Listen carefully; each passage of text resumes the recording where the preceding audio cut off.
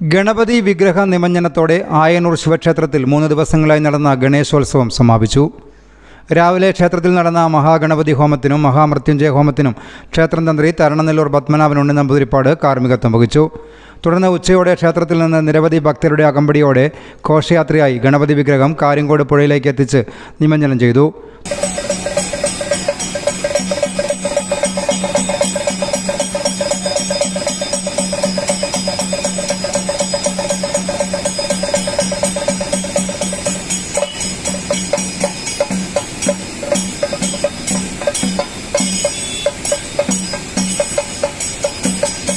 തുടർന്ന് അന്നദാനവുമുണ്ടായി. ഗണേശ പൂജയോടെയാണ് 3 ദിവസത്തെ ഗണേശോത്സവം തുടങ്ങിയത്. തുടർന്നുള്ള ദിവസങ്ങളിൽ ഭജനയും ഉണ്ടായിരുന്നു. ഒരു കിടിലൻ ഡയമണ്ട് ഫെസ്റ്റ് ആണ് നമ്മുടെ നവരത്ന ഗോൾഡ് ആൻഡ് ഡയമണ്ട്സിൽ അരങ്ങേറാൻ പോകുന്നത്.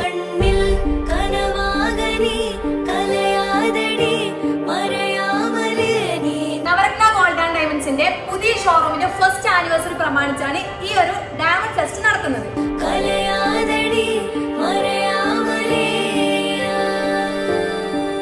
ഇവിടെ നിങ്ങൾക്ക് 1 ലക്ഷം മുതൽ 10 ലക്ഷം വരെയുള്ള ഡയമണ്ട്സ് അവൈലബിൾ ആണ്. അത് മാത്രമല്ല, നമുക്ക് ഡെയിലി യൂസ് ചെയ്യാൻ പറ്റുന്ന വെറും 2 ഗ്രാമിൽ തുടങ്ങുന്ന ഡയമണ്ടിന്റെ നെക്ലേസ്, നല്ല ക്യൂട്ട് ആയിട്ടുള്ള നെക്ലേസ് നമുക്ക് ഇവിടെ കാണാൻ പറ്റും. നിങ്ങൾ ഇഷ്ടപ്പെടുന്നവർക്ക് ഗിഫ്റ്റ് ഒക്കെ കൊടുക്കണമെന്നുണ്ടെങ്കിൽ വെറും 6000 പേര് ഡയമണ്ട് റിങ്സ് ഒക്കെ ഇവിടെ അവൈലബിൾ ആണ്.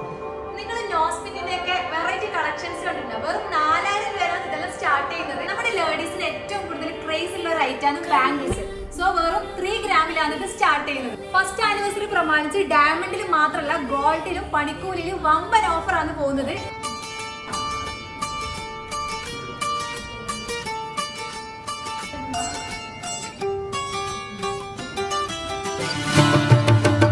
ഇനി ഓണത്തിനാണ് നിങ്ങൾ പർച്ചേസ് ചെയ്യുന്നതെങ്കിൽ നിങ്ങളെ കാത്തിരിക്കുന്ന ഒരു കിടിലൻ ഓണക്കോടിയാണ്.